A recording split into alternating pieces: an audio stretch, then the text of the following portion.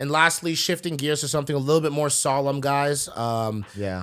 My heart goes out to everyone that witnessed, and obviously the family related to the gentleman who took his own life at Young and College last week on Thursday morning. So can I just interrupt you and like maybe Yeah, set it up for you, and then you're yeah, gonna go you're ahead. gonna tell us what happened. So Mike, what day was it last week? Thursday, Thursday last week. 10:30 a.m. I see his kind of recall of the whole situation on Instagram, and I watched through his story, and it was like, what is going on? So Mike is walking down the street. He sees some glass falling down off of a window. Yep. He's at Yonge College, which is downtown Toronto. Like, there's a ton of people. It was midday. And Young Street, just so you guys know, if you're in Miami Beach, that's Collins Avenue. If you're in New York, that's just Central. It's just Literally one of the where most everybody is. central spots in the city, It's the right? longest street in the So world. Mike's walking down the street to get his new iPod and iPad, and sees a bunch of glass flying down. He's looking up. He's shocked. He's like, what's going on? I was tripping, man. Take it from there. I'm literally I leave my house. I'm like, you know what? I could Uber, but I'm gonna walk. Yeah. And when I walk, I usually walk past Ryerson's campus, which is away from Yonge Street. Just it's adjacent to it. Mm-hmm. So usually I walk through the campus, and I would have avoided Yonge and College altogether, and would have just been none the wiser. Today I decided, you know what? I'm gonna walk down Carlton, go turn on Yonge, and just go walk down Yonge Street. Um, I'm just glad that I was wearing my headphones that aren't noise canceling, because I heard people being like, cross the street, cross the street. Because oftentimes I have my headphones in and they're noise canceling the power beats. And then I'm on my phone and I'm queuing music up. So I wouldn't, or maybe answering texts or doing something where you're not paying attention and looking up. You're looking up periodically, and you might not have seen it. I could have walked underneath this glass that you mentioned that was falling from the sky. Nevertheless, I walk out onto the other side of the street and walk down Yonge Street, and I look up and I see everybody looking about 10 to 12 stories up into the air. So I follow their line of sight, and I look up and I see a bunch of glass falling from the sky. Someone's breaking their window, and the glass is falling onto the sidewalk below. Luckily, no one's walking underneath. What floor was the gentleman on? About 10, 11, Pretty high up there. 12, Okay. in between there. Right. So glass breaking, knocks the glass out. I see a head pop out. Look left, look right. Then he sits up on the windowsill, stands up on the windowsill. He's standing up against a wall, 10 stories up. And he's like screaming down at the crowd. And everyone's screaming back up like, don't jump, don't jump. And when he started talking back to the crowd aggressively, I knew he was something in my spirit already knew. So I started to walk away, right? I started to try to walk away, but I'm backpedaling because it's hard not to watch. Oh, yeah. No, So I'm backpedaling, I'm watching, and eventually I'm near Yonge and I'm getting up. I'm like halfway between Yonge and College and Yonge and Dundas for those that are in Toronto. I'm like about a block and a half away, and I see a body he just jumps. And he just goes ragdoll in the air.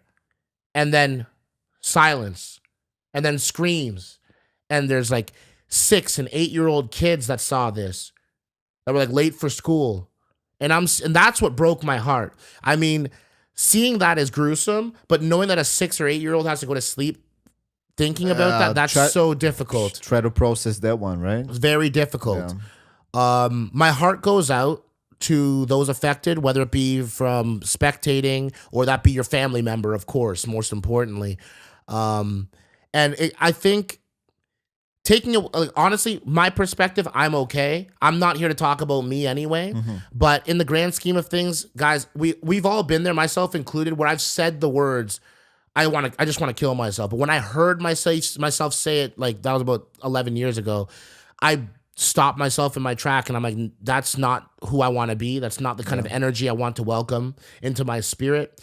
And I feel like when we're lost and we're feeling like we have nothing to live for, that's life pushing us to the brink. And we all get pushed to our brink. We all get pushed to our limit. We all get pushed to that point. But how we react, the decisions that we make are going to make or literally break us. And I feel like if you or anybody that you know personally have been feeling like you're having those type of self-doubt where you feel like you don't have a place in this world, go and talk to somebody about it. Somebody who's a medical practitioner. If you're here if you're in Toronto, go to CAMH. That's a great place for mental health. I'm not saying they're going to give you the answers. I'm not saying you're going to be better. I'm not saying it's 100%, but we all need to make strides to try to be supporting staff for other people. I mean, sometimes the people that are close to you that you want to talk to, and they're just not going to help you out in that capacity, and then you really feel alone, right?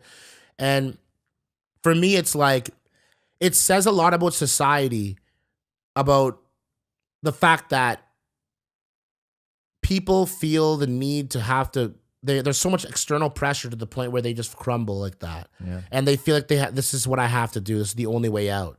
And it's not the only way out. And I want to be somebody to tell you that. And it might sound, oh, you're not close to the situation. You've never been in my shoes.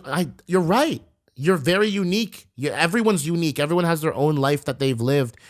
And everyone has their own struggles. One person's mountain is another person's molehill. But we need to, as a society, provide better social institutions for people to go and try to remedy these situations. And we're making strides as a society, but there's a long way to go. Oh yeah, absolutely. No, I don't want to make this too long or anything. I just want to say this. I'm not gonna elaborate too much about it, but my best friend in high school actually ended up killing himself, jumping off his balcony as well. And he had drug problems before that, specifically with amphetamines, or I think speed would be the name here in North America. But anyways, the thing is, there were signs before that, and as a teenager at the time, I didn't know how to handle it. I didn't know how to approach my friend and be there for him. And it might be a daunting task to do that, because I'm not a health practitioner. Also, it's just a weird situation, difficult. right? It's a very difficult situation.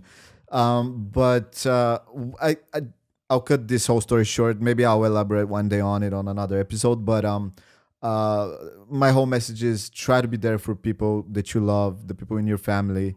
And that's the takeaway. If you see something's going on and it's wrong, they're acting off or whatever, try to ask them what's up. Try to understand them and sometimes be there for that's them. all it takes is a little bit of an inquisitive question, because that demonstrates that you're thinking about them. And oftentimes they think that no one cares about them. That's the thing, man. Sometimes we don't tell each other we love each other enough in this society. That could be the difference. We do not tell each other how much we appreciate and what we appreciate about the other person in society enough.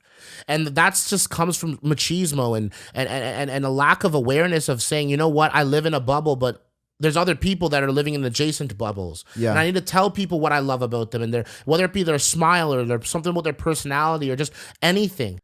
We don't tell each other we love each other enough, and you never know if it's that 15th time or that 500th time that you're going to hit home with that person, because that specific day they needed to hear that message. Yeah, that could be the difference, man. That could be the difference. Just, we are so used to that little bubble of like social media and just getting caught up in our own selves. It's like we're so self-absorbed and so self-centered nowadays because of all this, that it's and that's another factor that actually like propels people to be depressed and maybe have mental health issues, social media itself, etc. They're like looking of approval, that like rat race that we're all caught in, like who's the most popular, who's getting most likes, who's the most successful. We're all gonna die with nothing, the same way we came in, man. So while we're here, our only job is to love each other, bless each other, and just serve as a supporting cause, whether it be just a listening ear. Sometimes you don't even need to say anything, you just need to listen. Yeah, man. So if you can be there for someone, if you can think of someone right now, just call them up and talk to them, man, or whatever, That's it, man. Hey, just love. That's our message. That's it. Man. That's our message. It's love, man, and live life to the fullest, because nothing's promised, man. Nothing is promised in this life. You never know when it's your time to go. But until then, I'm going to live my life, and everyone should live their lives with love, blessing, and prosperity bestowed upon themselves and other people. Absolutely, man. Could have said it better. All right. Peace out. Gin and Juice Podcast. Check us out. We're going to be making some Instagram posts and everything at Gin and Juice Podcast. You guys can check that out. We'll have links for the social media and all that stuff as well. Yeah, give us a follow, and we'll holla at you later. All right. Peace. Peace.